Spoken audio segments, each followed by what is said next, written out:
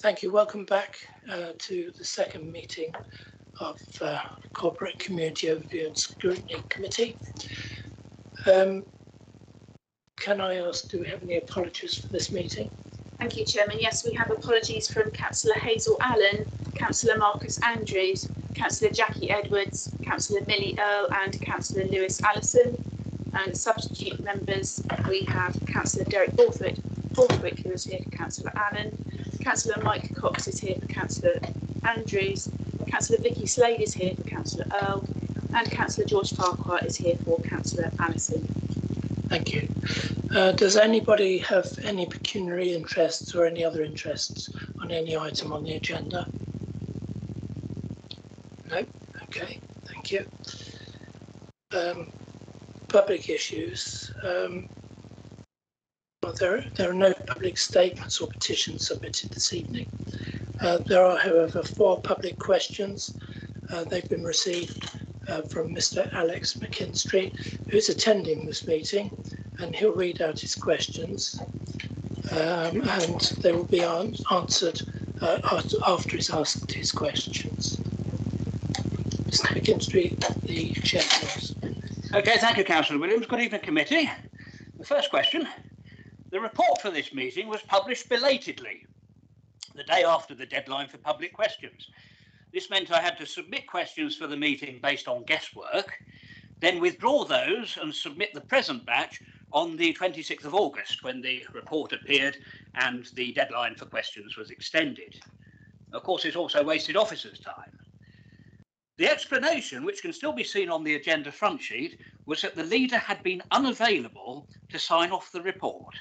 So first question, why was he unavailable, and why couldn't he have arranged for the report to be signed off by his deputy? Thank you, Chair, and nice to see you, Alex. Thank you. I'm really delighted you've been able to submit your questions. So that was the result. Okay, so you've asked me why I was unavailable. I was on holiday. Effectively, I had a long-term booked holiday that actually was back-to-back with our Director of Finance's holiday, and we needed to look at the papers collectively, which we did as soon as I returned from holiday, and then released it.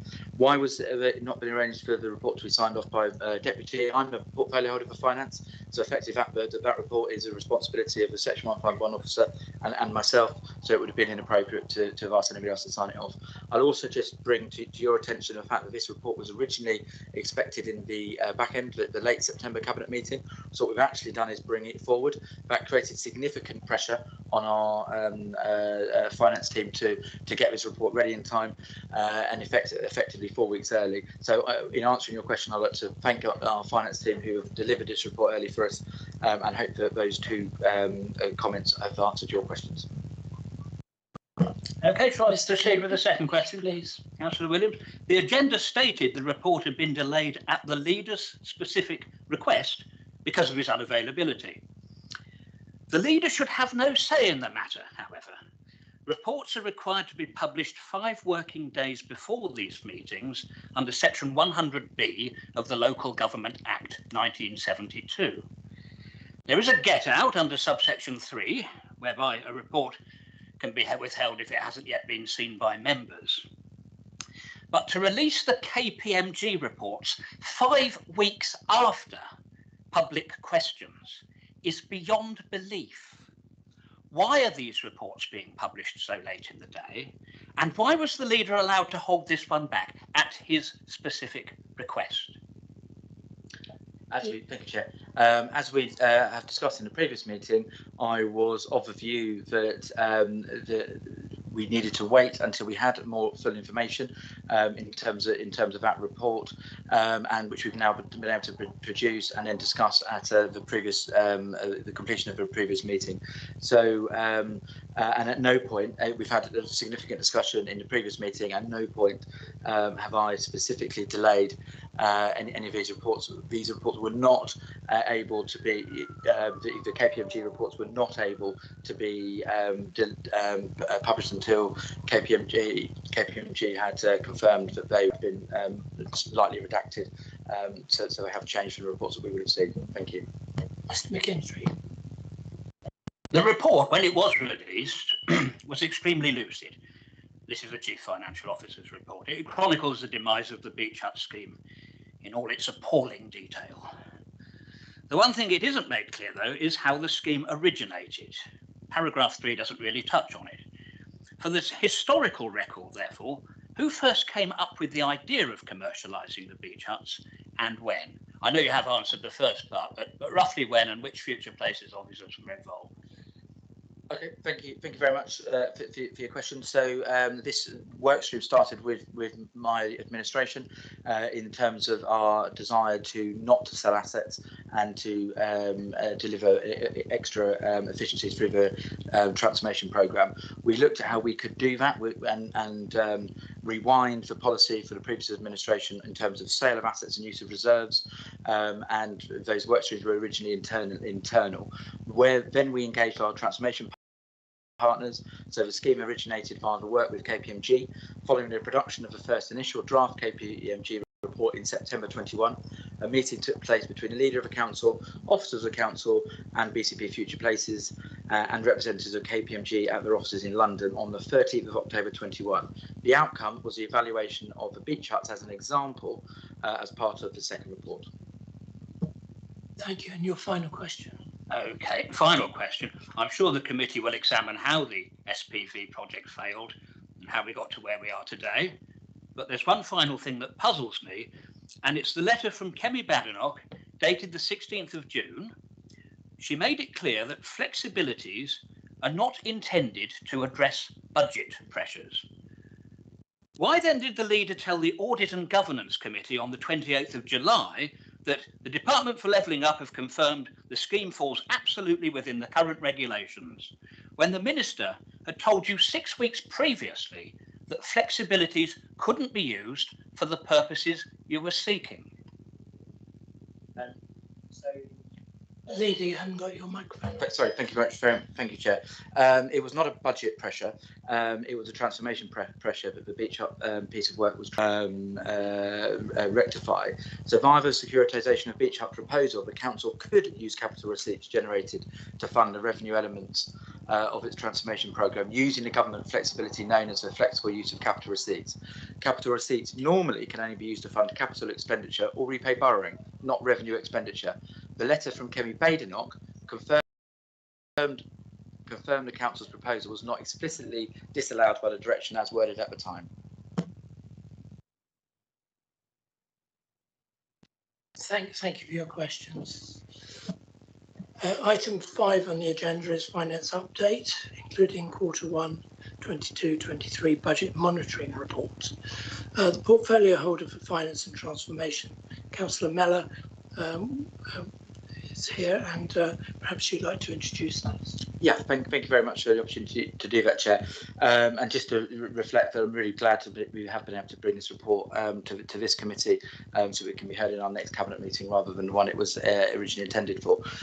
We thought that was important. I thought that was important because of the updated guidance from central government around flexible use of capital receipts and the fact that we were no longer able to use the beach hut securitisation as a means of securing our transformation expenditure costs.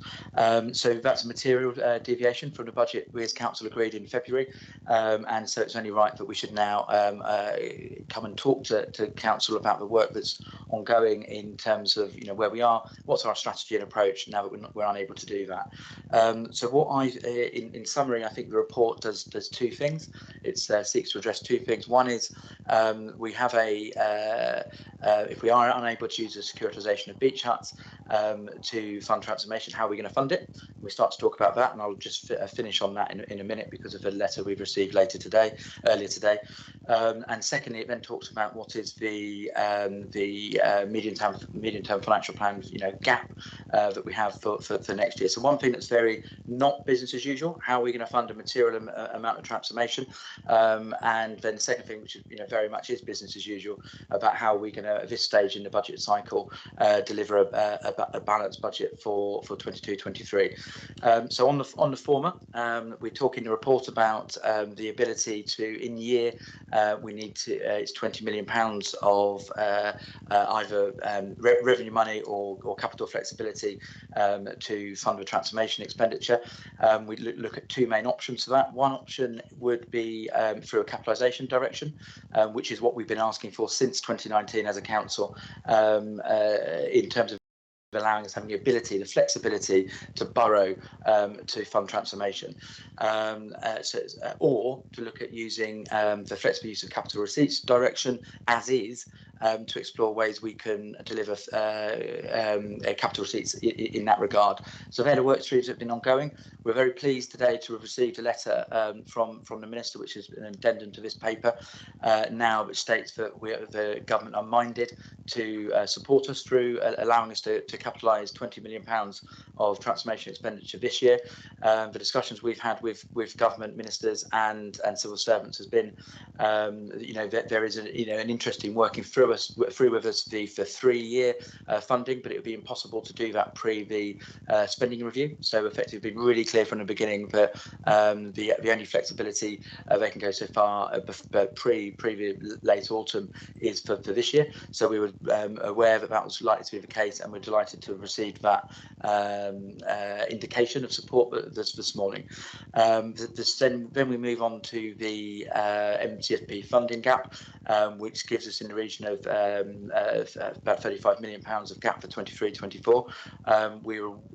This was the same gap effectively that we moved into in February.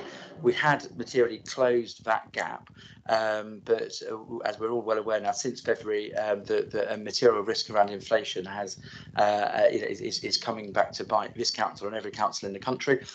Just remind members of the work we've already done on that. It was a 14 million. Our assumptions have moved the budget £14 million negatively this year because of the cost of living crisis, and £18 million for the 22-23 period. So it's a £42 million gap over 2 years around cost of living that we are having to address. And we've got around about a £35 million gap for 23-24. What I've done also in the report is explain out to council colleagues some of the work streams are in place as we do that. Relatively normalised number, but we have to close the gap significantly below the £50 million gap at this stage 2 years ago, despite the fact that we're looking at cost of living, war in Ukraine pressures, etc. So some of those measures include the Section 1 officer and I have suggested that no new expenditure commitments be taken unless they're effectively signed off by myself and the Section 1.1 officer, and also that we're asking to bring forward on a monthly basis. I've asked to put a standing agenda on the cabinet agenda, a financial update. I think it's really good to do that transparently, rather than effectively just wait for the quarterly updates. And we've got a number of work streams setting with cabinet and CMB, as you would expect, as we look forward to set a balanced budget for next year. So in summary, we're really pleased that we've been able to move forward in terms of getting the flexibility or the indication of the flexibility around being able to borrow, replace the beach securitisation with a cleaner way of borrowing for transformation. We will carry on exploring that with government, and I would like to place on record my sincere thanks for the Secretary of State and his team for working diligently at extreme pace over the summer recess to work with our officers, who've also responded immediately, and actually that's the reason we've got a letter today, a positive letter today. So that's that part of it. We have significant pressures around cost of living. I think this supports again our council tax strategy, where we've been saving council tax £11 million already saved, because but also our residents have significant pressure, and it's always been my view view that as much money, our residents' money as possible should be kept in their own pockets.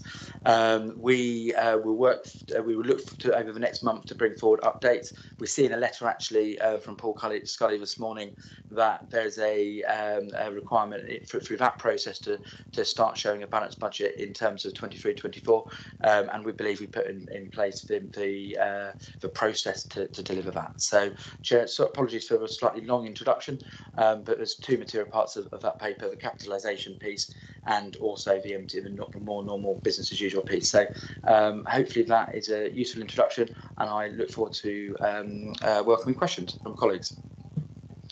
Thank you. If you would like to speak, please do through the chair by raising your hand. The Vice Chair will monitor and retain a list of speakers.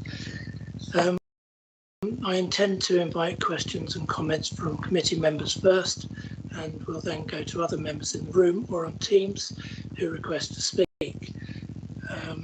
So I understand, Councillor Cox, you want to speak, followed by Councillor Slade. Thank you. It's a series of questions actually for the Section 151 officer. I just wanted to confirm that the Capitalisation direction is a last chance saloon, isn't it? It's a last resort, not what the leader describes as some sort of exciting opportunity. Just like him to confirm that. Mr. Richards. In response to the question, I wouldn't choose some of the words that the councillor has actually used, but actually it is an exceptional support, financial support process used in exceptional circumstances.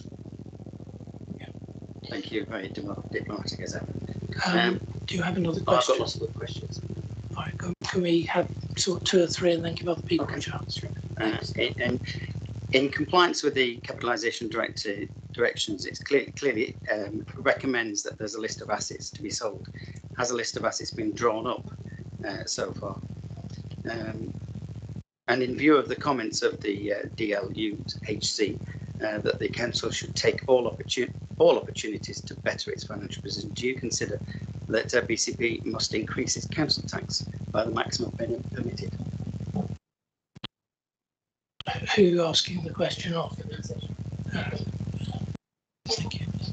Chair, in regards to, if I may, the first question, can I point the councillor towards the recommendation of the report, recommendation 3, going to Cabinet, says that Cabinet agrees to bring forward a capital receipt schedule for additional non-strategic asset sales that we could use as an alternative method of financing the council's transformation investment programme via the flexible use of capital receipts. So, my expectation is that Cabinet are minded to approve that recommendation, that schedule will then be confirmed and processed and put together to support the work for the 28th of September and subsequent Cabinet meetings. Can I ask for a repetition of the second question, please? Microphone. The letter from the DLUHC wanted the council to take all opportunities, I quote, take all opportunities to better its financial position. Do you consider that involves increasing council tax? Mr. Richards. I can refer the councillor back to the 22-23 budget report and the advice that the Section 151 officer gave within that report, because I went to the unusual step of suggesting that the council looks at an alternative form of a budget proposal for 22-23, which included taking the opportunity to raise council tax. Okay. One more. Also, to the Section 151 officer, do you consider it advisable that the resilience reserves should be restored as soon as possible, and surely the measures to concentrate Cabinet minds should stay in place until that is achieved? I think one thing I'm clear about is that I will be advising council to protect its unearmarked reserves and the level of unearmarked reserves, and the commitment to increasing unearmarked reserves over the lifetime of the medium-term financial plan, particularly as we move into a period of huge uncertainty. Councillor Slade, I did actually Councillor Bartlett, and then Councillor Slade. Thank you, Chair. My question is about the transformation programme. Now, I don't know where I've been, but I thought the transformation programme included everything that the councils, all the services the council provided. I see in this paper that actually the children's and adult services are split up separately, and the cost of that has now driven the transformation programme up to this new figure. Now, was I dreaming before? I thought the figures we were shown before was for the whole package. Now, what I find is a bit odd, and correct me, I'm not that familiar with the figures, but the transformation programme, as it was without adults and children, would have been looking at roughly 30–35% of the council's costs, because the children's and adult services, you know, that is the other 70–65% or whatever it is. So the transformation programme we've been considering up to now, those costs associated with transformation were a very minor part of the overall cost of the council. So I'm lost to understand this. I see Adam Richards is holding his hand up. Perhaps he could explain it to me. But it just seems to me that, you know, for some reason, adult and children's, where the majority of the costs are incurred, has not formed part of the transformation programme. Am I right? Mr. Richards. I'm quite happy to answer it, but I'm not too sure if anybody else wants to. Normal protocol would be Leader, to ask the leader first. So I think, you know, I'm the portfolio holder for transformation, and I think it's a really important point. It's one I've tried to make in the earlier meeting. I'm sure that Adam will diligently respond in some further detail. So let's consider transformation. So what I said in the previous meeting is we've been now much more ambitious in terms of our transformation programme. That's true. We've agreed, you know, and accepted the original transformation programme, which was around I believe 16% of headcount reduction after we've done the back office savings. Not back office savings, but after we've done the back office investment. Effectively, it talks about, you know, third party spend, and that's exactly what we are delivering through the transformation programme. What we've since done to that, we've done two things, Councillor Bartlett. We've added in an ambition in at the back end of the programme to actually go further, so to actually move that existing programme further, and that adds an extra £7 million of savings. And then what we've also done is we've created more funding for we're calling it service-based transformation. So we've spoken to across the council, and we believe it was I think the word has been used, enterprise level solution we'd come up with. So across the council, how are we going to make a council more efficient, modern, 21st century, digitally enabled? On top of that, there is opportunity to transform the way our children's and adult services in particular deliver their work. And then we've had those discussions, and we originally in the budget put the £12 million surplus that we would have been getting out of the beach ups securitisation into an extra pot of money to allow the service layer outside of the formal transformation programme to come up with efficiencies, extra efficiencies and savings, and how to deliver better services for less money. So we're effectively now really pleased that the capitalisation direction has allowed that extra investment to go in this year, and it's a really important part as we move forward about delivering our long-term financial sustainability, which you'll notice in the budget looks at the 2.99% cap in children's and adults. We can't expect our services to deliver that unless we allow them extra funding to do it. So what we're trying to do is to be the embodiment of small state, low tax. We're giving ourselves resources to transform our service so we are the most efficient authority in the country, and we're going significantly further than we'd originally intended in terms of transformation. I'm sure that Adam Richards would also want to respond. Mr. Richards.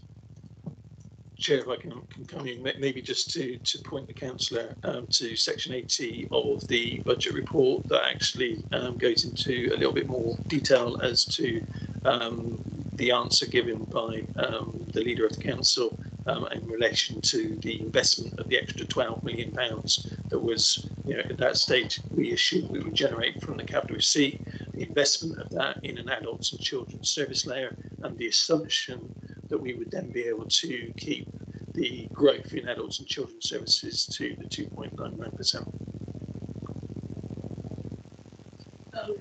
I think Mr. Farron wants to come in as well. Sorry, Councillor. Thank you, Chair. It was just a small addition, but I think you were referring to the percentage of services that form adults and children's. But actually, of course, a big part of the transformation programme is the enterprise resource platform, so replacing our finance system, our HR systems, all of which are not good enough, and that's right at the core of the transformation programme. So much of the spend is on those central things that will support all of our services, including adults and children, to a much greater effect. And I just thought that point hadn't come across. Thank you for that. Councillor Bartlett. Yeah, thank you for that, Chief. So that's a good clarification. I got the impression it was outside of the original transformation programme, but apparently not. Just a quick question on the amount of borrowing that we're now going to undertake, assuming we get them. Is that currently approved within our Treasury limits, our Treasury borrowing limits, or do we require an increase in the current limit, which I think is about 88 million or something at the moment? Do we need to go above that in order to secure additional borrowing? Recommendation to council following the audit and governance the audit and governance committee's consideration of an increase in the council's debt threshold. There is a proposal going to council in September. I think there is a presentation by the team next Wednesday evening for councillors. That will enable us to increase and provide us with that flexibility to then increase the council's overall borrowing cap, and as part of that we would expect to draw down on some of that flexibility in relation to the capitalisation direction. Okay, thank you. So it's not yet approved, but it will be subject to council approval in due course. The last question is, and it relates to £1 million profit from the Durley Road development, which is going to be used to offset the Winter Gardens provision for a £5 million loss, I believe, or in the BDC, yeah. The question is the £1 million the total profit from the Durley Road development? Chair, if I may, the figures reflected in the report is the council's share, which is normally 50% of the overall position. So the £1 million is what the council would have received, and no more. That was the sum of the profit, the council's share of profit. That £1 million will be the council's share of the profit, or thereabouts. I haven't got a precise figure in front of me, but that would be 50% of the overall position as a 50% stakeholder in BDC. Understood. Thank you. Councillor Slade. Thank you. I have a series of short questions. Would you like me to ask three and then have another go later? That would be perfect. Okay, then I shall ask one of each of Adam, the leader, and the chief executive. That's okay. Adam, Section 151 officer, through you, Chair. Can I ask, what is the difference between the role of the Section 151 officer under the circumstances of a capitalisation directive and the commissioner in the event of a bankruptcy? Because it looks very, very similar to me. Richards. The role of the Section 151 officer with regards to the council's finances is to avoid a Section 114 at all cost, to encourage the council to take action in order to prevent. Clearly, a commissioner may be coming in circumstances where that has not been achieved. Thank you. So my first question for the leader is, what is the difference between a non-strategic sale of assets in order to comply with the Capitalization Directive and a fire sale? Yeah, thank you. No, delighted to answer that. So we inherited a plan which you've just alluded to in the previous meeting, where you were looking to sell a material amount of assets alongside using reserves to fund transformation. We didn't want to do that, and and we're looking at exploring other ways to not have to do that. And to the tune of £20 million with the capitalisation direction, that is, I'm really delighted we have that flexibility. Alongside that flexibility, we will be exploring different models of of delivering capital receipts directly with Delux and the team now. Such things such as sale and long leases, sale and leaseback with option to buy. There are details we're exploring. In addition to that, we will look to see whether there are non-core regeneration assets, assets that aren't able to be delivered through regeneration. So not things like the Paul Civic Centre that we didn't want to sell. For instance, government are quite keen, to move away from investment for yield. We do have a number of historic investment for yield, which aren't strategic assets, but they are, assets that we would rather not sell. And this administration and myself personally have been working really hard to get to a position not to have to sell those assets. It's only right that while we're looking at exploring whether a capitalisation direction or other methods of delivering under the flexible use of capital receipts legislation are the right way, and we will continue to do that. But we are not under any pressure to sell a vast range of assets, and we will be exploring many different ways to deliver that. Thank you. Can I just seek some clarification on that? Yes, please. Yeah. So, if a condition of the agreement to a capitalisation directive is that there is a sale of non-strategic assets which haven't yet been listed, and for a point of fact, you keep talking about particular assets that were being sold that were never being sold.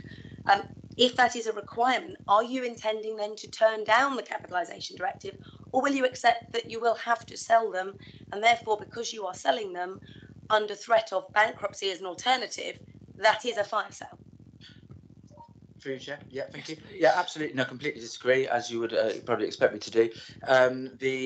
We are exploring a number of opportunities, all in our own control, about how we can generate the more ambitious transformation programme that we've put in front of council, and we may get to a scenario where we will be able to work with Delux on how we can use the existing flexible use of capital receipts direction. That will mean we do not need to sell important assets to us, and we do not need to take a capitalisation direction. What we've said, and a point we've made clearly to government recently, and me personally at a political level to a number of different secretaries of state now, is if you want councils to become more efficient, and the most efficient they can be, you need to support them on that journey, and that is extra flexibility around the ability to borrow for the capital costs of transformation. What I've said repeatedly is that that shouldn't be restrictive, it shouldn't be prohibitive. We're in the middle of those discussions with Delux. We've got a number of options available to us, and we look forward to further really good work with Delux to understand what's in and out of the capitalisation direction, which assets we would look to sell that maybe have been historically for yield assets that don't fit with the government's current thinking, and whether a capitalisation direction has the right caveats to it, conditions to it, that make it something acceptable for us to buy. So under no circumstances do I consider any of those work streams to be a fire sale of assets. And your question to my question to the leader, while I digest the fact that you might turn down a capitalisation directive, is crazy. So my question to the leader is, to the chief executive, is as head of paid staff. On the 1st of August, the Secretary of State wrote to leaders of every council in the country, and he said, "It is vital that councils do not expend valuable time and resources on exploring novel practices and ways to circumvent the rules set by government." Can I therefore ask how much time and valuable resources has been expended on exploring novel practices and ways to circumvent the rules set by government in this council? Mr. Farron. I think there were two parts to that question, if I may. One was how much time and resources have been spent on looking at financial mechanisms, and the other part was the sting in the tail, which was in order to circumvent. I think any calculation like that would need time. I'd need to go away and look at the first part. You know from the letters that the Minister has sent that the exploration that we were doing on the beach huts was within the rules, but not within the spirit and intent, and that's why government changed that. I don't believe we set out deliberately to circumvent. I do accept though that the government have made clear their intent when setting up the flexible use of capital receipts. And just to re-emphasise, they have not ruled that we cannot sell the beach huts to an SPV. They have not ruled that we cannot sell the beach huts to an SPV that we own in our entirety. What they have ruled is that we cannot do that and use the capital receipt under the flexible use of capital receipts to fund the transformation. So that's the bit that they've changed. It's not about the mechanism, it's about the use of the receipt that the flexible use of capital receipts have changed. I'm very happy to look at finding the answer to a more generalised question about how much time and money have we spent looking at other ways of providing funding, if that is the core of the question. But I can't answer that right now. Yeah, just for clarification, that is the core of the question, and I didn't mean to ask you a political question, but it was the Secretary of State's own words. I understand that we currently do not have a system in place whereby the council accounts for the time of senior officers. Given the amount, if you're a solicitor, an accountant, or anything else, people charge by the hour, quarter of an hour, even 5 minutes. Do you think that given particularly the amount of time that's been spent on this and other projects, that it would be a useful mechanism for the council to start accounting for the time of senior officers in a more transparent and clear way to understand the true cost of some of the work you're asked to do? I think the worrying response to if we recorded senior managers' time, we might find them spending far more time than we expect on work generally. So that's a potential byproduct. I don't believe that we should be recording all that. We are having discussions on individual projects, and we're looking at one or two at the moment to say, well, how much officer time does go into that? Can we record it specifically on that? So I think there's a concept there. I'm not sure that I want to introduce, 6 minutes, I think, is this list of standard. I'm not sure I'd want to introduce that sort of time management. The entirety of senior managers, one reason is that they would see how much work they are doing for the council and might reduce to contracted hours. Thank you. Councillor Iyengar. Brilliant. Can I just start on the back of that? Actually, the last suggestion from the councillor, actually, I would support that. I agree, not making an industry of it down to 6 minutes, but actually the principle being put across there, I think actually may well be a good one. And on the point, Chief Exec, about the total number of hours for a health and safety reason as well, actually, it may be a good idea. But let me just move on. To the leader, please. You did mention, and quite understandably, there's something coming in about closer monitoring of expenditures. I think where you said actually it's going to be something where you directly have oversight and have sign-off approval of something, and there were one or two other details. Forgive me, I didn't note them down. This needs. Let me just describe something. I do have a question on this. All of us of a certain age have been in organisations where we know this sort of thing happens when money's tight. It's got to be done very, very carefully indeed. Very, very carefully. There's a question here I'll probably ask about, do you know already the criteria that's going to be applied about what goes through and what doesn't? Monetary, but also non-monetary criteria as well. I do accept if this has not been worked out yet, but it'll come to my point about how shall we know that going forward. A plea from me is absolutely in those criteria, it's got to be not just the short-term cost. There's got to be something there about the people aspect side of things. It's got to be a much more rounded judgment that's made about what to continue and what not to continue. And also it's got to be more than a short-term view as well, even though I know we are seized by the short-term challenges. It's got to be something where we're looking at the longer-term implications of decisions we may be taking now. So all of this has got to be packaged up into here. So my first question in a sense is, what can you tell us now about what those criteria are and how you'll be making these decisions? But the second thing, and this is absolutely a carry forward from the previous meeting, is what kind of broader openness and engagement can there be on this? I know Cabinet is sovereign on this kind of thing beyond a certain monetary level, but now more than ever, let's learn some of the lessons from the previous meeting and our previous discussion to go forward in a productive and, dare I say it, harmonious way on what could be a very, very, very difficult time now going forward for the council. Thank you. Yeah, thank you, Chair, and thank you for the question. This is a difficult time for the council, and I think it's fair to reflect on that. We have got some material pressures around cost of living, and we came into this year with a significant funding gap for next year. We're aware of that.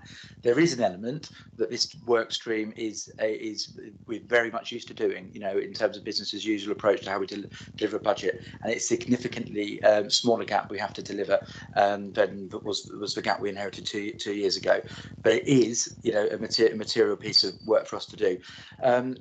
If I could perhaps just second say then, in terms of the engagement point you make, I hope, you know, you can see in the fact that one, actually have brought this paper has been brought forward by a month, but as a recommendation we also have that we'll have a standing agenda item about you know, how we've closed the gap and how we're delivering our budget every month to cabinet, and that will also give this committee the opportunity to look about more often, because there'll be more papers to consider. So I've already, you know, displaying the fact that I want to be more transparent and open about how we're setting our budget, and they were direct things from that I've instigated, and I haven't been asked to instigate. So hopefully that gives you some comfort. This is I believe the measure we put in is a temporary measure. It's quite clearly a temporary measure until such a time as we have more confidence that we have the resources at our disposal to deliver a balanced 23-24 budget. I'll just reiterate, we've delivered a budget, you know, the full cycle, one full cycle that we've done, delivered a balanced a budget. We've froze council tax, and we delivered effectively about a £15 million surplus, so from a worse position than this is. So we have a track record of how we're going to do this, and, you know, with cabinet colleagues and officers, we will, I believe we will fund that gap. I do agree, yeah, and I guess lastly, my last comment is to say that I absolutely agree around short term, but I'd add short-sighted to that as well, because we don't need to just make short-term savings. We need to be, you know, at the bedrock of what this administration is trying to do is to deliver long-term financial sustainability. You know, that's why we want to retain our assets and look elsewhere than council tax where possible. So at the heart of everything I'm trying to do is to deliver long-term financial sustainability, and that isn't delivered through short-term or short-sighted decisions. So, lastly, there has been no formal work in terms of the criteria based around those decisions. I think that was something that Adam Richards and I will consider.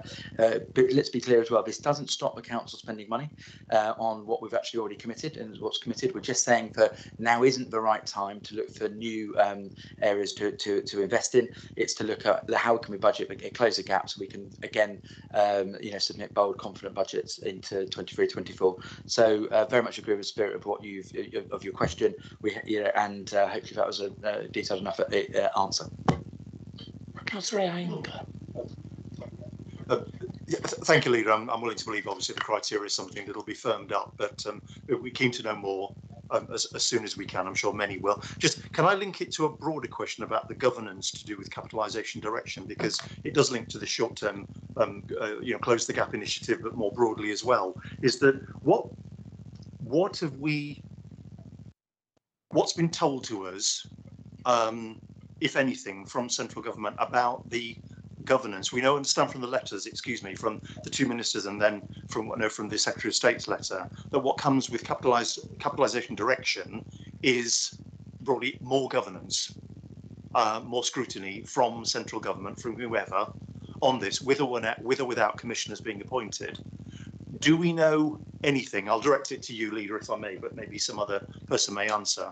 Do we know anything about what that governance is? Because we'll need to adapt to it, and we do want the opportunity to very constructively respond to it as well, challenge if necessary, if appropriate, and make sure that the council remains functional. Thank you. Thank you, Chair.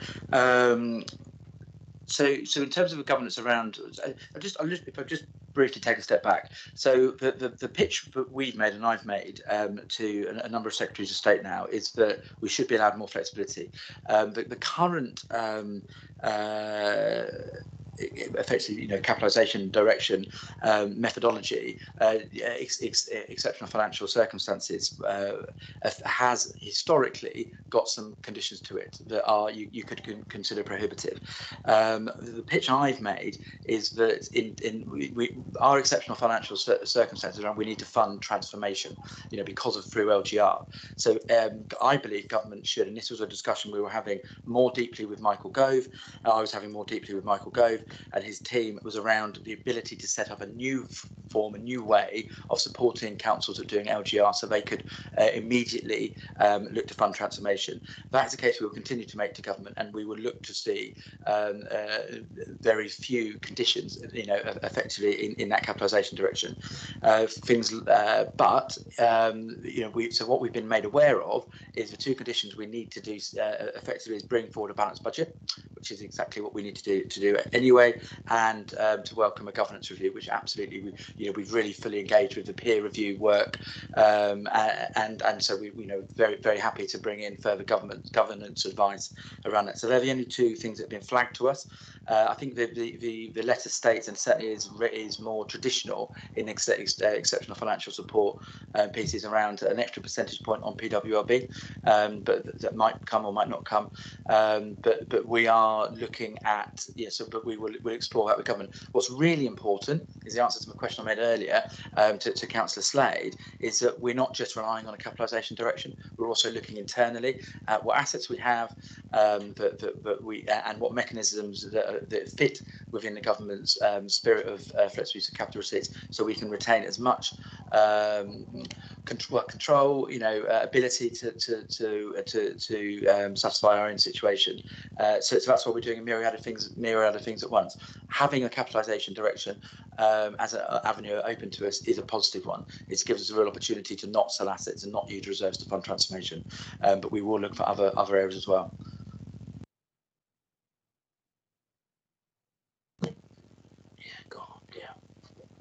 Sorry, thank you, Lee. It was quickly to acknowledge just as an observation, if I could just put this on the record, my feeling from the letters, and albeit from a distance, was it's going to be more than that, the imposed governance on us, but I can't tell what, so I'll kind of say no more on that. But whatever it is that comes, my fear, with not much to base it on, is that then it will take some kind of authority away from our existing mechanisms in the council, and also the power of scrutiny committees like this as well. Now, I'll say that as a fear. I've nothing to base that on, I'll grant that, but something like this, you can imagine, is on my mind. I imagine it's on the mind of other people here, and it's something that we are very, very keen to know where we stand on, so that our power, our ability to challenge as councillors is not diminished. Thank you. Yeah, thank you. Absolutely, and ultimately, the decision on whether we how we fund transformation will be a decision of full council. So that would have to go through the scrutiny process, and whether we accept a capitalisation direction or not. What is good is to have an option there to do it. So that's exactly what we're trying to do, and working with officers to try and deliver with government alongside a myriad of other options as well. And I hope you take some comfort by the fact that we will now be reporting back monthly, effectively on this. So we're increasing the transparency as we go through those options, and I welcome any feedback about how to do that even more transparently. Mr. Farrant, I think you wanted to come in. Thank you, Chairman. It was meant just to I suppose reinforce some of the points and to emphasise the formal procedure. I've had some very detailed discussions with senior civil servants and the Minister and Secretary of State. First, I just wanted to pay tribute to the work that Adam and his team have done, which has been noted by civil services being very quick, very efficient, very accurate, and very transparent. And also want to pay tribute to the work of the DLUX civil servants and Her Majesty's Treasury, who have worked very rapidly to turn this round. So I think we said to them, look, we've got a cabinet meeting coming on 7th September. We would like to get a response by then. We probably didn't expect to get one. We have got one. So they have worked very, very hard between ministers and civil servants. I think it's worth just recognising that. We have, of course, done a lot of work on the exceptional financial support mechanism and capitalisation directions as it's been applied to other authorities. It has been reinforced to us there is only one formal procedure. This is, I think somebody picked me up on that use of the word the other day, because I said, well, is there an informal procedure? No, not aware of an informal procedure either. There is only one procedure, and we are within that, and that's the procedure they're utilising in order to grant the capitalisation direction. You'll see from the letter the types of areas that they cover. They don't go to commissioners or any further stages unless the authority is unable to respond to the issues that raise. So where I've seen them move into much more stringent, stringent measures, including sort of taking government's powers, that's where the authority hasn't responded in the way they would expect. So you've seen the Cabinet report. We are bringing forward by the end of September proposals to balance next year's budget from traditional local government resources. That's very clear in the report. That's what they're asking us to do. So actually everything that's in the Cabinet report for the 7th of September by way of recommendations is entirely in line with the process of the capitalisation direction. And I think we are well placed to convince government that we are able to deliver that. What we have to do, of course, is do what it says in the Cabinet report and produce a balanced budget for next year and a sustainable financial platform for the Council for the long term. You know, we cannot just fix it through one-offs for next year. We have to show the sustainable platform, and that is the key, I think, to us utilising the capitalisation direction to best effect, utilising potential sale of non-core assets, if we need to close some of the other gap in terms of funding transformation, and then balancing the budget for the long term for the Council. That's the task that we have to do. My only warning to the Council, if you like, message to the Council, time is tight, because we have to balance a significant revenue gap for next year in a fairly short period, 7 months. In fact, 6 months before you make the decision on council tax, 5 months before we publish the report. So time is tight to get us there, and that's the reason for bringing forward 7 September as the urgency. So I think we recognise that, but I just thought it was worth making those extra points. But the capitalisation direction, it does map out in here the potentials. The finance review is a SIPFA review of our finances.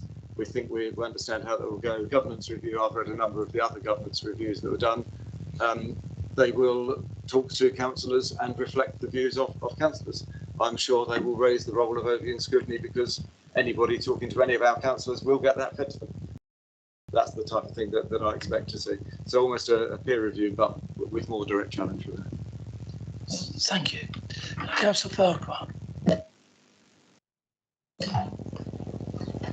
Thank you, Chair. The question which I was going to ask appears to be far more succinctly and far more clearly outlined by the Chief Executive, so I thank him for that. I would follow on perhaps with a question to the leader, is that, because I'm not convinced in the nature of the wording, is that the leader is not actually grasped the fact that the letter specifically says this letter does not constitute a capitalist direction but outlines the government's current position, because I get the impression from the way that the Councillor Mellor refers to it is that there's 20 million in the bag. I do appreciate the direction from the from the Chief Executive that we have to follow these conditions which are in here. However, I'll just add that it says further conditions may apply to any capitalist direction for 22-23, including addressing recommendations from the External Assurance Review. I'm sure we'll talk more about the External Assurance Review and how that actually affects the power to other councillors' questions here, for the council to administrate itself and to actually have its own governance as regards what it does. My question perhaps to the Councillor Mellor is that repeatedly in this meeting he is pointed out his administration is one of low tax. Sorry, let me just get this. Let's give me the right wording. I said low tax, small state is what our administration is about. Thank you, Councillor Farquhar. Yes, indeed, but you've also switched it around so that it's small government and low tax. My question, my question, Chair, through the Chair, my question through the Chair, if I please, because this is recorded and it is a case that we've looked at it, so it doesn't really matter if we've got the semantics of small state, low tax, or low tax, small government. It really doesn't matter for semantics. My question is, based upon what we've heard tonight, particularly with the exceptional process for exceptional circumstances, does Councillor Mellor believe that he has the ability to pledge that he will keep money in the residents' pockets, in other words, manage to keep not raise council tax, based upon the letter that's been received today? Councillor Miller. Yeah, thank you. That's certainly our ambition to be a small state, low tax, administration. The previous decisions of this council and our administration will deliver lower. That figure of £11 million we've already saved will grow every year by the tax not taken, and it will not be taken again next year and years after. I do believe that there is. I think it's fair to say that there's more challenge to that, and that we need to. The only way we're going to be able to deliver further on top of that in the short term is to do exactly what Graham Farrant says, and deliver a long-term sustainable platform, which doesn't involve taking some costs out of the organisation in a sustainable way. And I'm really clear about that. I think it's worth saying as well. If you said, I believe that the money's already in the bank. Apologies if I've given that impression. I was very clear. I tried to be very clear earlier on when I used the words minded to.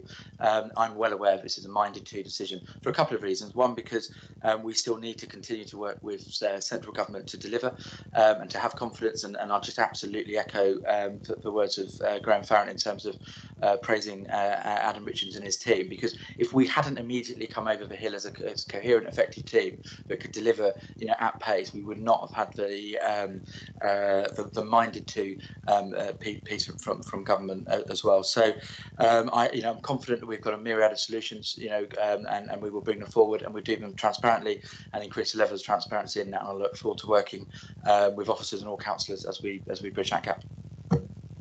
Thank you. Councillor Cox, I think Councillor Slade's after you. You go first. Thank you. It's really comments and questions to the leader. I'm really pleased that he's willing to engage with the peer reviews, and I just wondered if he'd actually read the peer review by the LGA, and did he agree with the conclusions of the LGA report? Because frankly, I've never seen a more damning financial report in my entire life.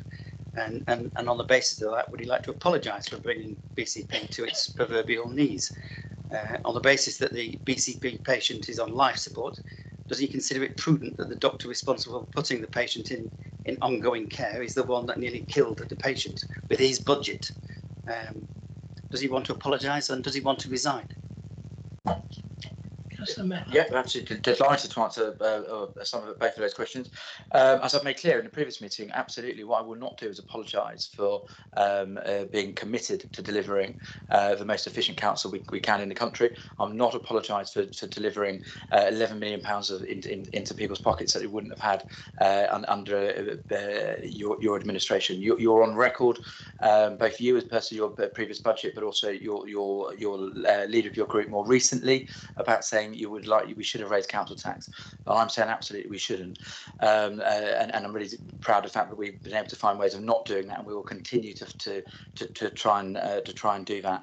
I remind you that the position we're in now, which is on life support, is significantly better than the position we inherited 2 years ago. It's a much better. So again, Chair, which I think you might want to have an opinion on, me being called a liar, when we inherited a budget gap of £50 million.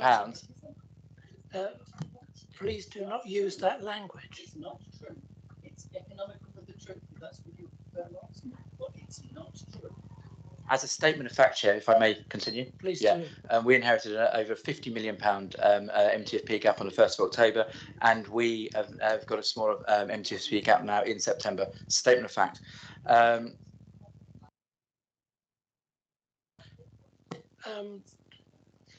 Perhaps Mr. Richards, could you come in?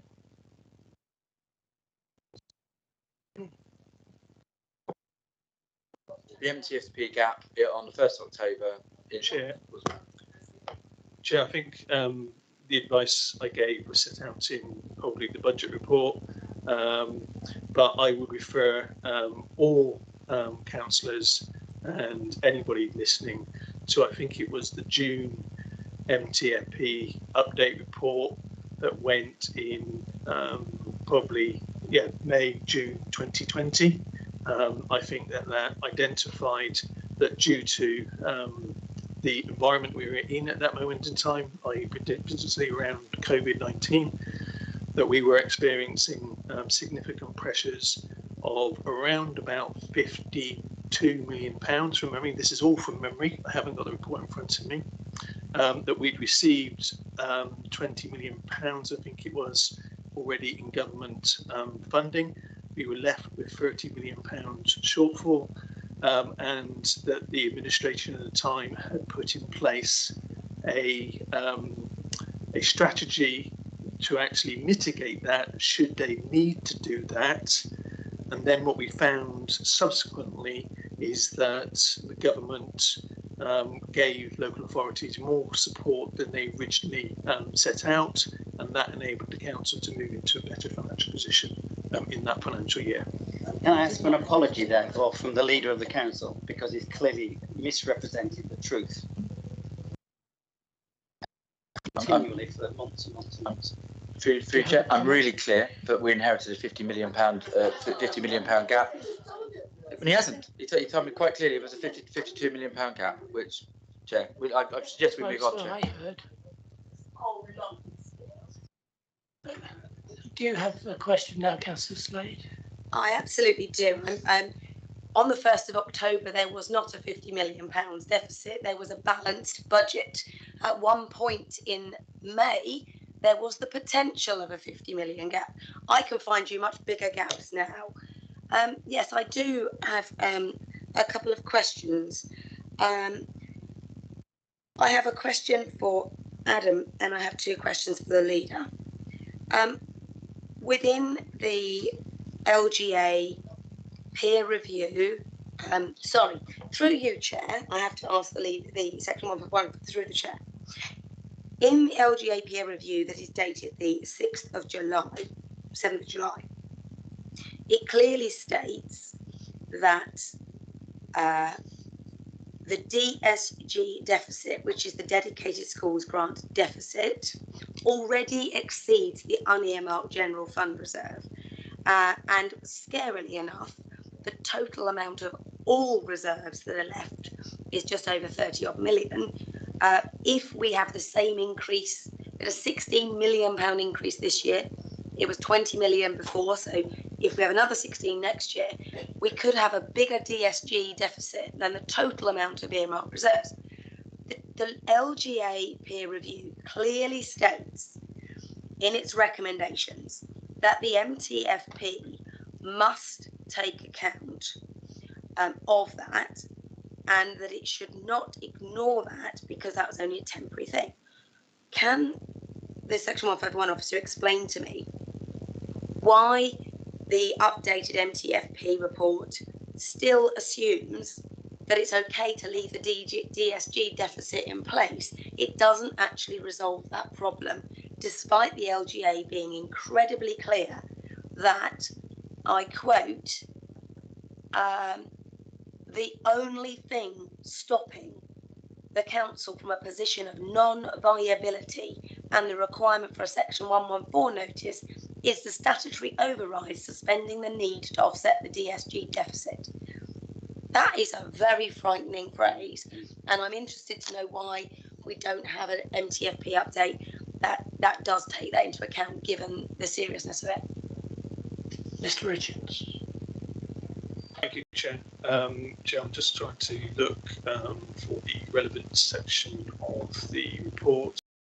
It's page 4 of the LGA peer review, page 31. I'm referring to the actual substantive report that we are looking at this evening, because I think within that, from memory, there is a section that deals with the Dedicated Schools Grant, and I think it reflects on the fact that we are part of the Delivering Better Value in SEND programme. So we are starting to have conversations with a group that the Department for Education has specifically set up to look and support all local authorities with high needs budget deficits.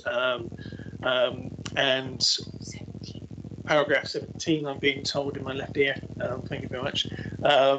And at the same time, what we're also recognising is the fact that through various conversations that I've had with DLUC, because I now have quite a good channel of communication with DLUC,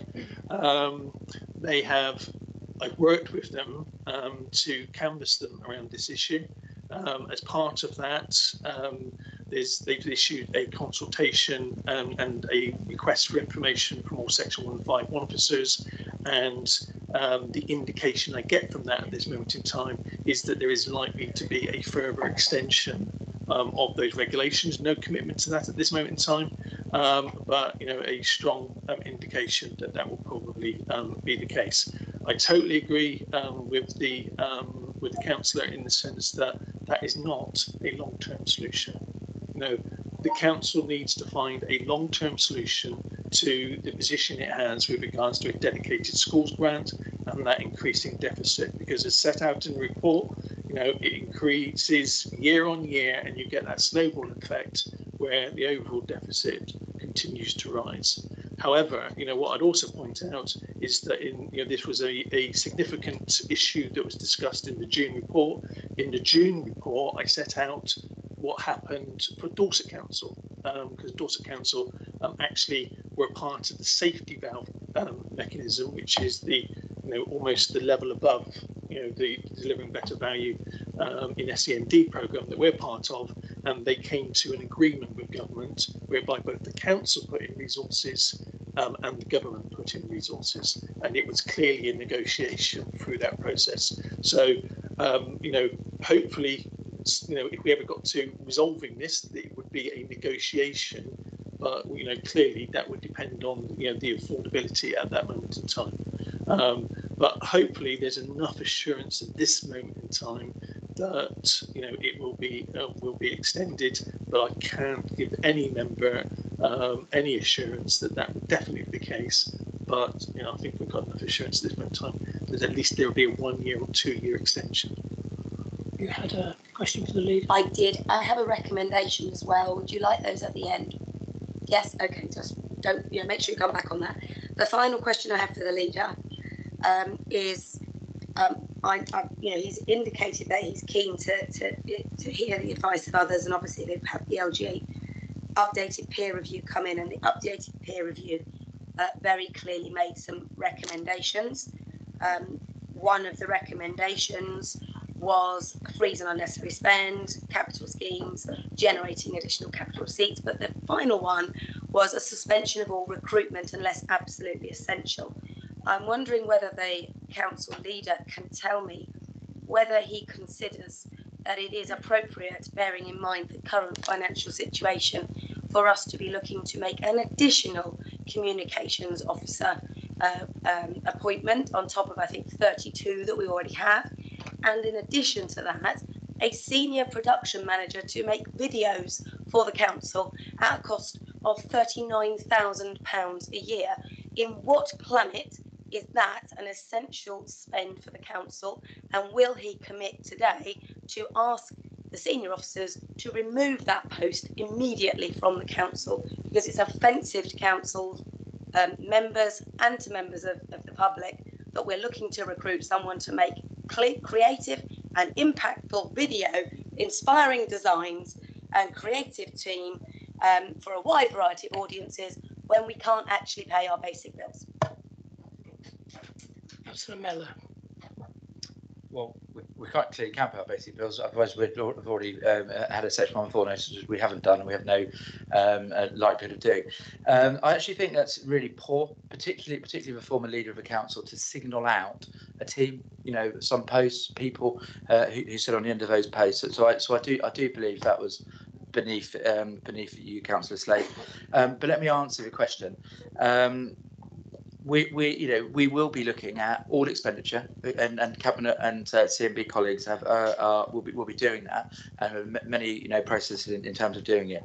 We also believe we should be an open and transparent council that communicates really effectively with all sections of society, and I think making our communication a really key part of that is something we need to do.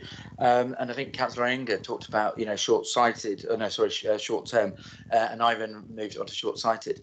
To have a recruitment freeze at a time when we have significant agency spend, for instance, would be a complete backward step. We need to calmly look through all aspects of our budget and invest where we need to invest, and we need to make those decisions properly, and that's exactly what we will be doing. So no, I do not. I will not be having those direct conversations. We'll be having them as part of a wider cabinet piece across the whole cabinet and CMB piece across the whole business.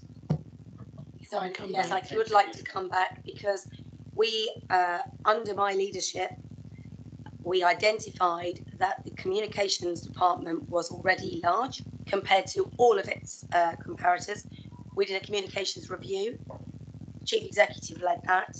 We agreed to slim down the communications department, and on several occasions I've raised issues about the burgeoning communications department, which has basically in some occasions become a bit of a propaganda machine for certain individuals.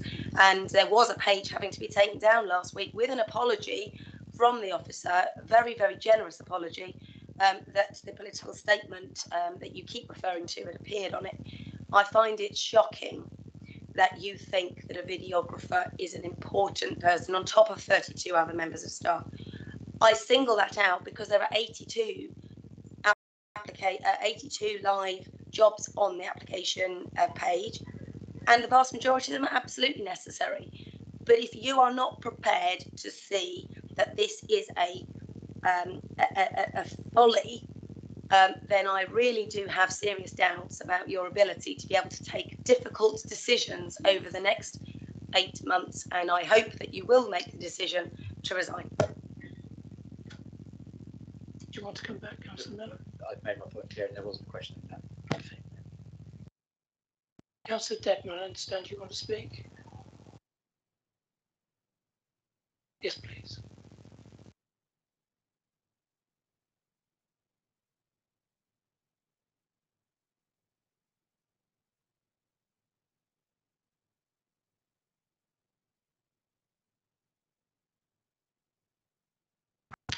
Yes, thank you. Thank you very much, Chairman.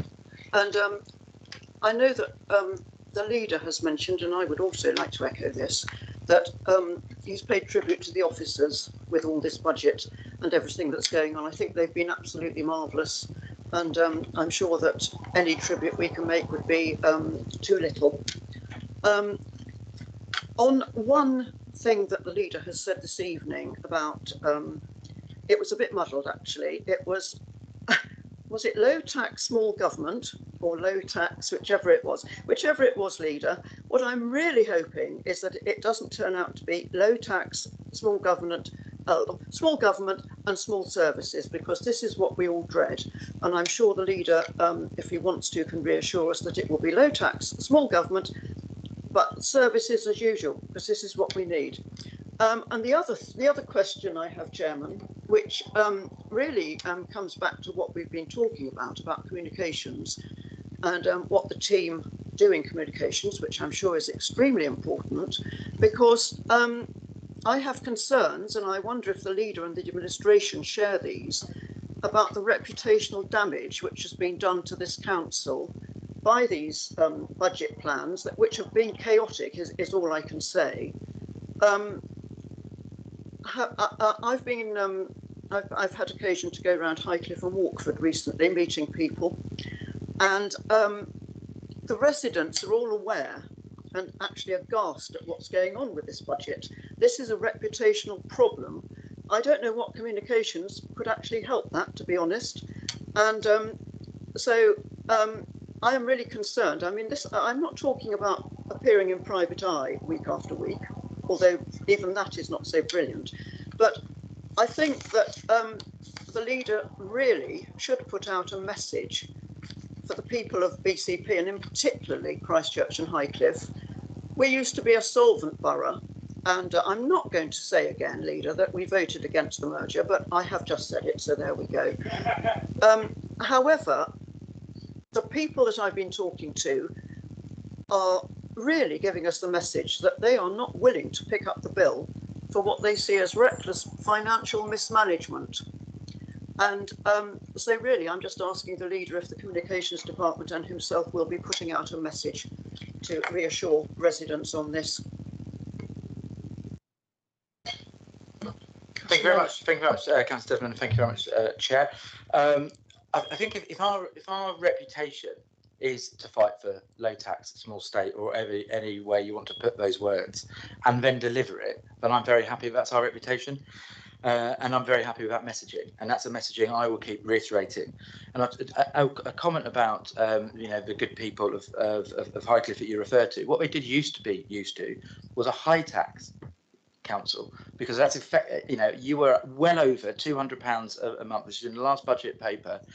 Then and I tell you, and what the administration we're delivering is significantly improved. So you stood for high tax and poor services. We had to put back in to Christchurch street cleansing. We weren't doing enough street cleansing. We've had to buy gully cleansers because you were and the previous council was asleep in terms of doing that. And what we're now doing is we've levelled up in Christchurch, and we've kept the council tax well over £200 a month on average lower, because we're small state low tax. Your record is purely high tax. Councillor Moore, you need to come to a microphone. No, it's about this street cleaning machine, leader. The reason that Christchurch didn't have them was because Dorset took them. Dorset, a Conservative administration, was our superior council. It belonged to Dorset. The chief exec keeps talking about them. We didn't have street cleaners, no, because they went to Dorset. If I may, Chair, what you did have was exceptionally high council tax, but we're turning around, and what we inherited was not enough street cleansing, and that's exactly what we put in, and that's again a record and a communications message I'm delighted to stand in front of. Councillor Moore, you've got a question. Yes, thank you, Chair. I've got a question for Adam, Section 151 officer. Your report, your covering report for this meeting, your report states that all borrowing via a capitalisation directive, regardless of purpose, would be at a premium of 1% over normal Public Works Loan Board rates. I assume this will be compound interest and over 20 years. So can you tell me how much will this cost over this period? Thank you. Richards. Chair, can I just refer to section 15 of the report, because I think section 15 of the report talks about that 1% premium, but it emphasises that that is what you typically see with capitalisation directions. That's not necessarily what will be applied to our capitalisation direction. Sorry, I think the leader wants to help. Graham, sorry, Mr. Parent. Sorry, Chairman, I just want to refer to, I've just been rereading the letter. The specific letter about the capitalisation direction talks about possible things like adding PWLB 1%, but it does talk about the capital, I can't find it now, but it's the capital spend relevant to the capitalisation direction, which I'm interpreting to be the 20 million, not all capital spend by the council. So we don't know what the condition will be. We won't know that till the finance review is completed. But this letter, I'm trying to find the reference in it. Can anybody help me?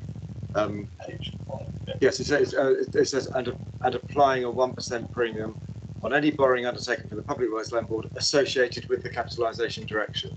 So at the moment, my interpretation of that is this letter is referring specifically to that 20 million, not to all of the council's borrowing. However, we do know that in other councils, we think it's been applied on a broader footing.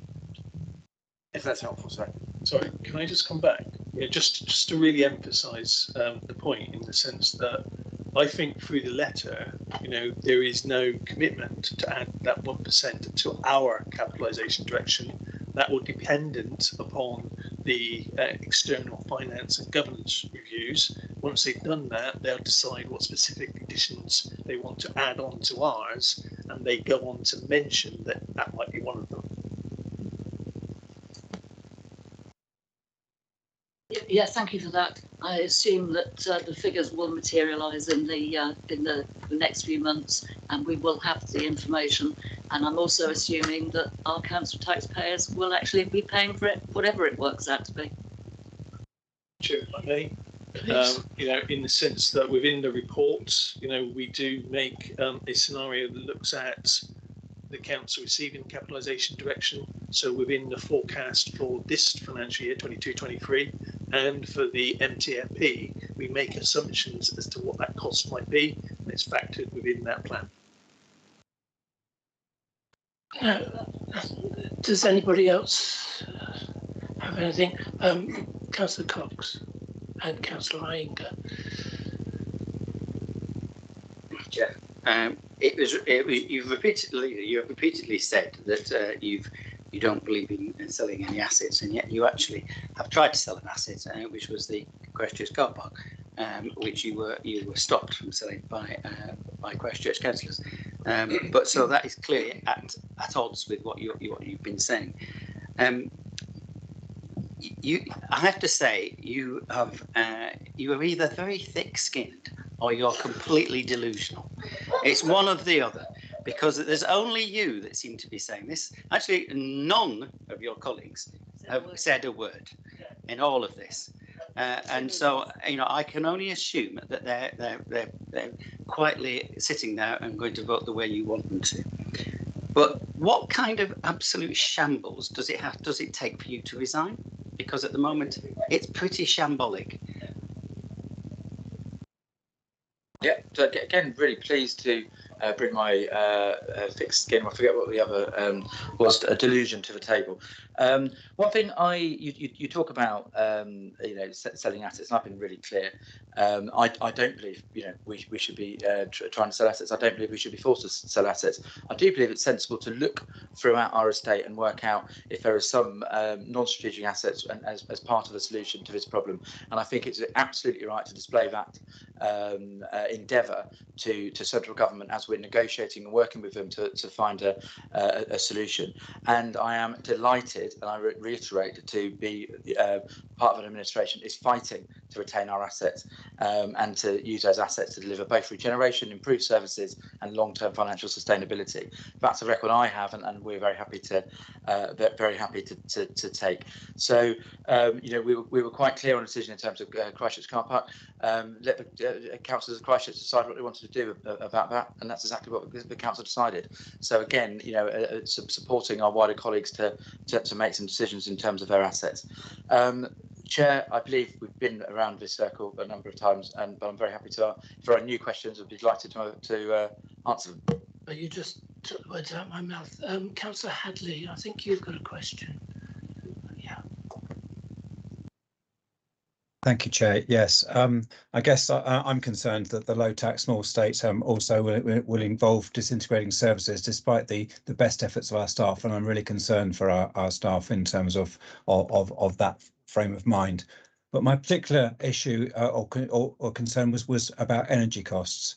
And it's probably one for the finance director in terms of whether he feels there is enough provision in there, given a lot of businesses are now closing or finding it really difficult to support. There is reference in Annex D to energy costs in the adult social care, transportation, and Tricuro lines. They seem to be very modest, and I suppose the question is, have we accounted adequately for that? Because it is hugely increasing the costs for many services outside the council, and obviously some of the ones that we support our most vulnerable people, the core services we should be dealing with, are perhaps quite vulnerable to the energy costs. Thank you. Mr. Richards. Chair, thank you. I would refer the councillor to probably the operations area, because the operations area is where we've got these significant energy costs, and you should hopefully see from the 22-23 position that we are assuming a significant, almost doubling of the energy prices and costs that the council will incur, and with further increases included in the Mtfp for 23-24. The reality of the situation, though, is total uncertainty.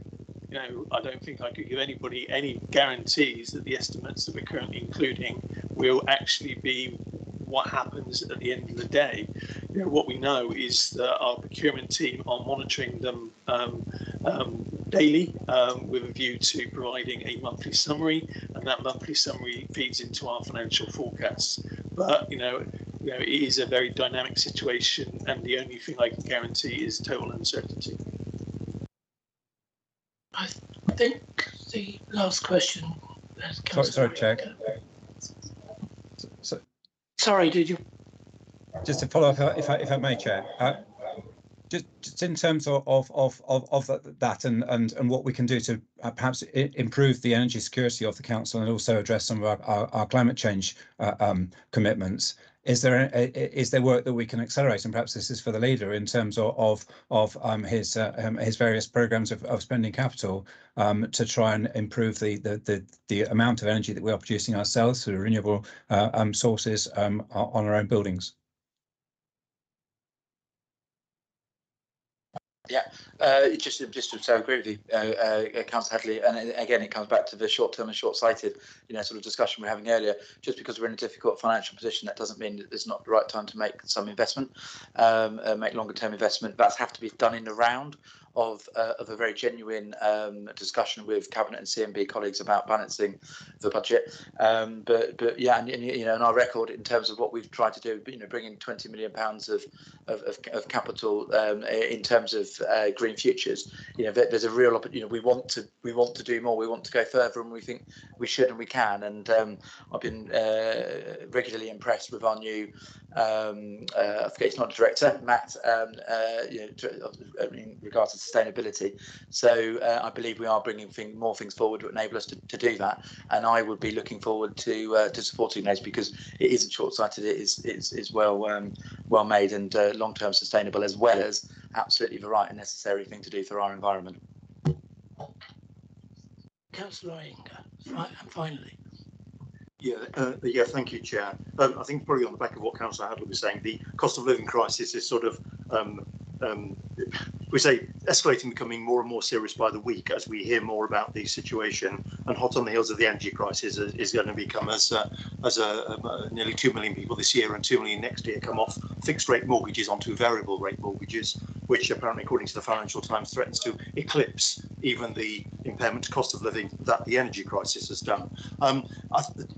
My point actually is back to sort of the process from this meeting going forwards, in fact, because as we all know, the fact of meeting on a Friday evening was a kind of an accident in a way about how we happen to be here on this evening and so on, which really doesn't suit anybody at all. Our next meeting is about 7 weeks from now. It's in the middle of October. And I think that won't do in terms of the pace of the development of this picture going forward. Now, I'm not looking forward to any blurted out comments as to what we do going forward in terms of discussing this, but I would like to put a marker down and say to meet in mid-October on this just doesn't do it in terms of fostering a certain openness, the next opportunity to formally challenge, etc., what may be coming forward. We'll have missed some important things if that happens. I suspect you're going to say something maybe on the back of this that we hadn't pre-arranged, but I'll finish there, thank you, and give way. Councillor Slade. Yeah, I wouldn't normally wave my hand around, but the recommendation that I wanted to put was that during this period of reconsidering the budget in year, that we increase the scrutiny to reflect the monthly budget updates, because I think it's absolutely critical that the only time for us to raise questions would otherwise be at Cabinet, which is too late and is not an opportunity for us to debate, only an opportunity for us to make a usually ignored comment. I think it's absolutely critical until this is resolved. We need to return to a single item. It doesn't need to be full corporate and community, but a scrutiny meeting to which all members are invited to attend, should they wish, on this one item. I seek a seconder.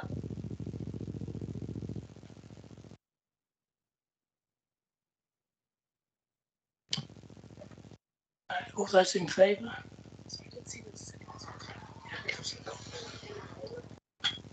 One, two, three, four, five. Those against? 1, 2, 3, 4.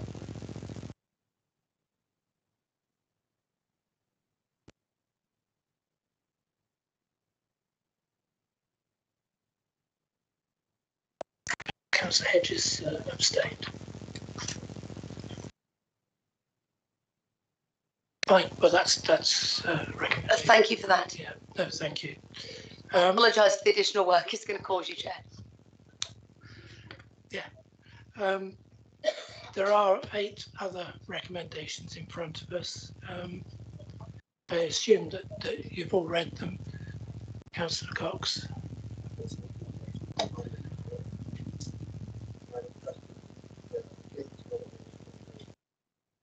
Right. Okay, I'll take your question first. In recommendation 4, it says agrees to explore options across the council to deliver revenues through further commercialisation and a review of fees and charges in response to the cost of living. I accept the second part of the sentence, but I'm getting very nervous about the generic expression of further commercialisation, because I just like to a feel for what that really means.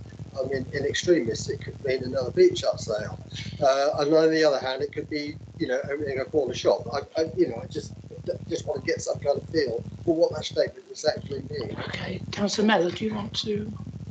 I'm more than happy to. Jess Gibbons, COO, has indicated she might like to answer that question. Thank you. Hi, sorry. So first I'm speaking, so Jess Gibbons, Chief Operations Officer, and just to answer that question, most of the commercialisation within the council would sit within the operations area. Many of you will be very aware that roughly the budget for operations is a gross of 160, but actually net of 50 million to the council, and it shows just how much income we already bring in, and there are opportunities for us to grow that, and that is what that's looking at for us to explore what those opportunities are. Are you able to give an example? So that could be through increasing fees and charges in certain areas. It could be through the in-house proposals around beach huts, following the work we've done on the commercialisation of beach huts. That could be through our seafront services and how we grow the income we already generate there. And there's a number of different areas we'll be exploring across the council to look at that. Thank you, Chair. I think I might be a bit more nervous than I was when I asked the question. Thank you. Councillor Cox.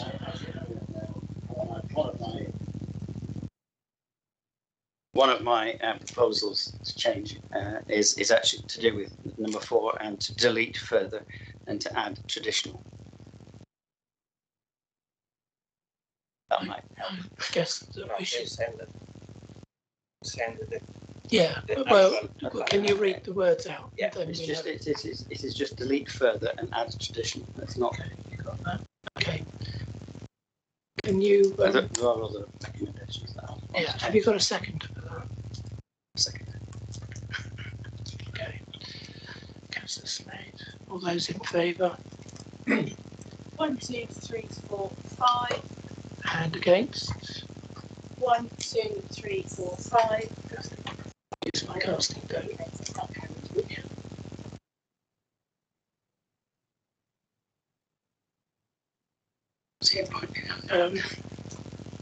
We've got eight recommendations. Can we vote in block for all of them, please?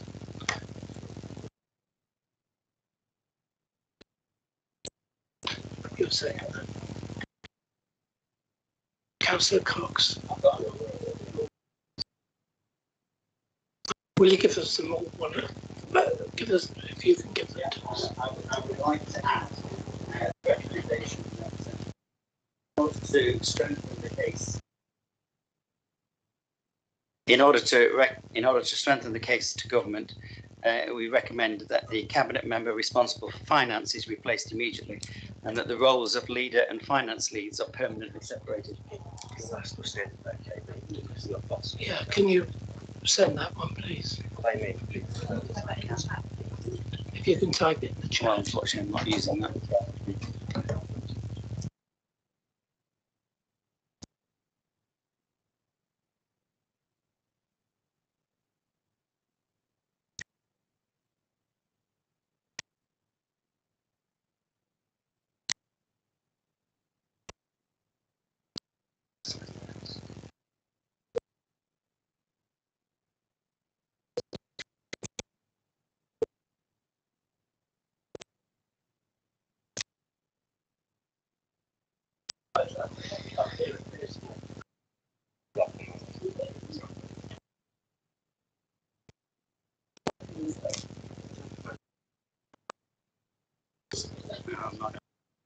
It's not on the council.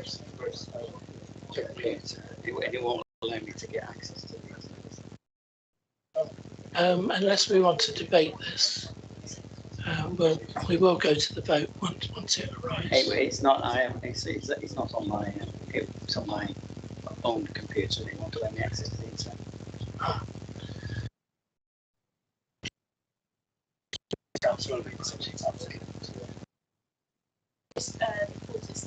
Sure. Yeah. No problem. I would like to add another recommendation. In order to strengthen the case to government, we recommend that the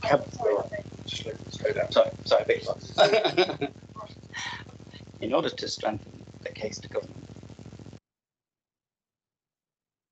we recommend the cabinet member responsible for finance be replaced immediately. Roles of leader and finance lead are permanently separated.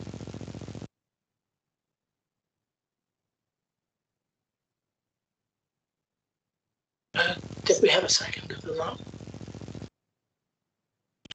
So just to be clear, Chair, these are points that you are recommending to Cabinet considerations and not decisions. Oh, absolutely. Yeah.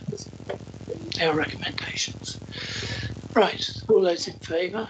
May we open up to debate there, Chair, please? Okay, Councillor Parker. It was just a suggestion that's open up to debate because, to my understanding, if it perhaps appears to be difficult for members of the public that have been following events elsewhere nationally, is that the role of the Prime Minister and the Chancellor, so the leader and finance, are forever separated because that's the natural course of how governance and government is actually run. It seems peculiar to me, and if not to members of the public, is that the decision maker, as the leader or the Prime Minister, is the same person as the Chancellor or the financial portfolio holder, because the one who decides holds the purse. There is no checks and balances as regards that individual's decision-making process.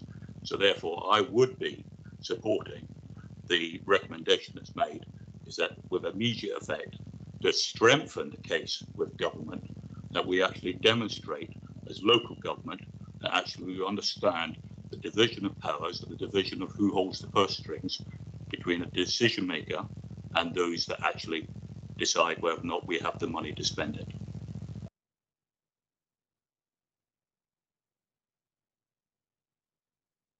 Councillor Ryan.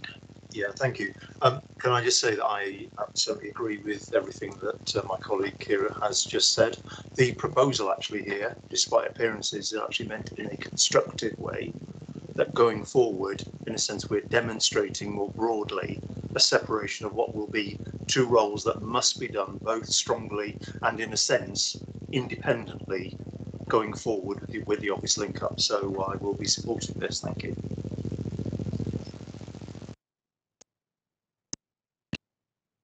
To the vote on this? Thank you, Chair. Yeah, and there were two parts to that recommendation. One was to separate the role of leader and the financial. What was the second? The other part of it?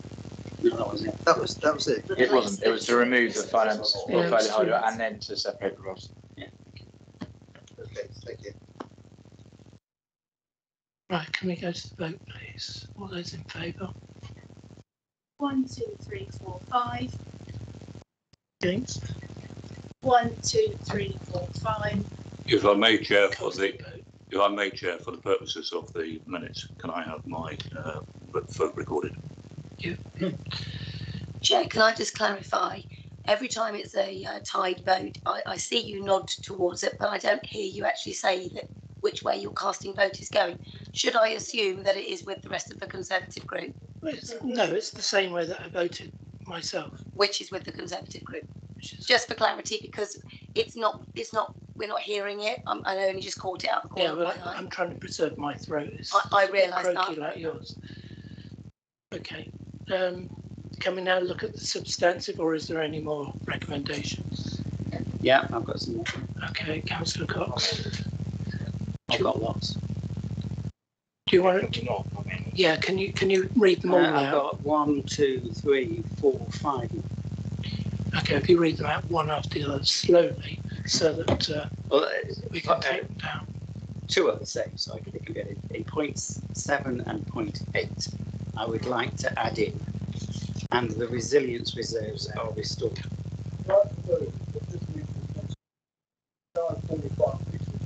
Is it your bedtime? Is it your bedtime?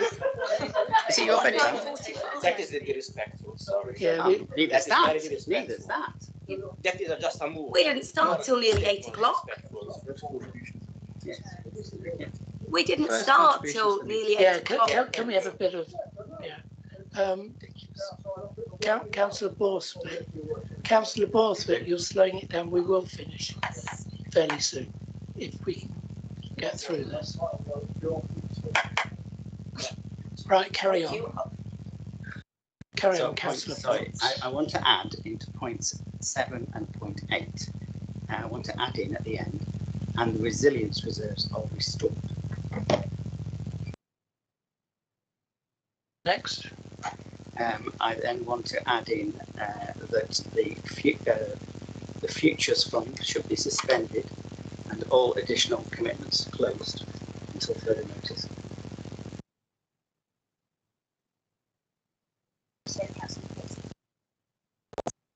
And all additional commitments closed until further notice. I then want to add the future places, ambitions and funding should be reviewed and curtailed.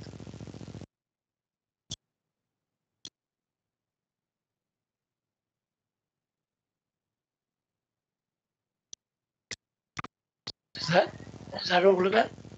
Yeah. Yeah. Okay, a seconder, please. Okay. Yeah, we're taking that as a block. May we open that up to debate, Chair? You may. Thank you very much, Chair, and thank you for allowing me the opportunity to begin. I think as Councillor Iyengar has already indicated, unfortunately it wasn't perhaps accepted, is that the solemnity and the jeopardy of the position which we're in, no matter by saying it's great opportunities of 20 million this and such a million this, is that we are trying to support the letter which we've received today, send a very clear message to government that we are doing everything within our power to actually come up with the money ourselves, rather than relying on about the capitalist direction. And I don't think, without debate of actually good recommendations or recommendations which should have a debate, that this is being accepted. And it seems to me that it is falling into the all-party lines. This local authority has already come to this brink point because of the failure to separate out the difference between partisan politics and the needs of the residents and the financial position of this local authority. And it is regrettable that I see it happening again, in the fact that we are rushing to finish a meeting which is of such importance to this local authority. The BCP was created in 2019, and here we are in 2022, and it is in such jeopardy that we are worrying about what time this meeting will conclude, and we're not giving proper opportunity for those within scrutiny to give recommendations for cabinet in good time, so they can consider the value of those recommendations. So I would encourage other members, including those of the Conservative group, to actually debate these recommendations in the spirit which they're given, to actually bring them to cabinet and actually allow cabinet to actually have their input. Because what I've heard tonight is that it would be in the requirement of all councillors to participate in getting us out of this hole and for the residents and move us forward as a local authority to a more sustainable position. And if we continue to go down the line of partisan politics, depending on what rosette or none that you wear, we're going to get nowhere. Thank you, Chair.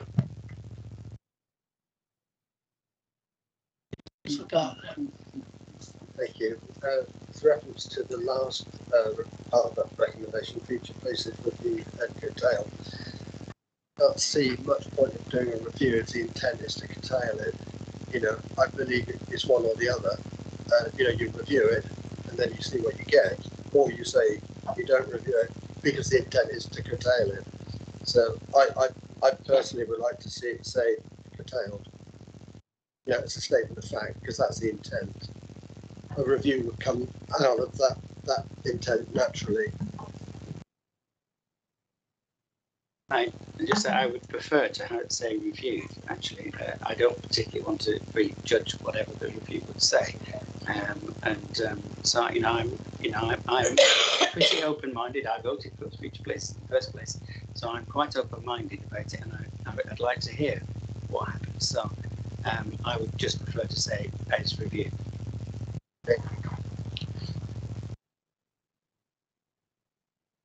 Seconding, yeah. You wanted to speak, or are you seconding? Yes, please. Just in agreement with that, I was probably less comfortable with the original wording, but actually if it's reviewed, I hope I've understood this correctly, I'm keeping up with the flow. If these things are reviewed, I think it's very important we don't sort of go back on what we said earlier about prejudging the outcomes of things, and actually there should be proper deliberation and so on, but actually there's a strong recommendation to Cabinet about we want these things reviewed and reviewed transparently. I'm totally agreed with that. Thank you. Okay. Right, well, we've got a proposal that's seconded, so can we go to the vote? Those in favour? 1, 2, 3, 4, 5, 6. And against? 1, 2, 3, 4. And if I may, Chair, I would like my vote recorded for purposes of the minute. Thank you. I think that we can probably close the meeting at that point. Sorry, was that a vote on the substantive? Well, I think you've changed the whole thing. Okay, so that means, just for clarity, that means that a lot of people voted against the whole paper. Is that correct? That yourself and the other Conservative members voted against the whole of this paper because we have. No. Yeah, this is. But you took them, all of those recommendations, as a single item. Right. So therefore, do we not now need to vote on the substantive? Yes, we do. Okay, yes, but those substantives now include those amendments that we now added. Yeah. Okay, thank you. Yeah, Graham, sorry, Mr. Barrett. Sorry, Chair, I just want to clarify the role of the Scrutiny Committee and where we are with the recommendations. So you have just voted, I believe, to make a recommendation to Cabinet that they change their recommendations in accordance with the wording provided with Councillor Cox. You do not have a role as the Overview and Scrutiny Committee to vote on the recommendations. You may move that you support the recommendations or you want to amend them or you don't support them, but you don't have a role to vote on the recommendations. So my view of what you've just done is you've agreed to recommend to Cabinet some wording changes to the recommendations as set out, and Cabinet will take that into account in its consideration, and you, the Chair, will present those and then they'll take into account. I don't believe that you have any other recommendations on the table or any other moves on the table. So effectively, is there any other discussion? Is there any other recommendations? You don't have a role of voting on the recommendations themselves because that's the role of Cabinet. So sorry to be blunt, but I thought I could understand that.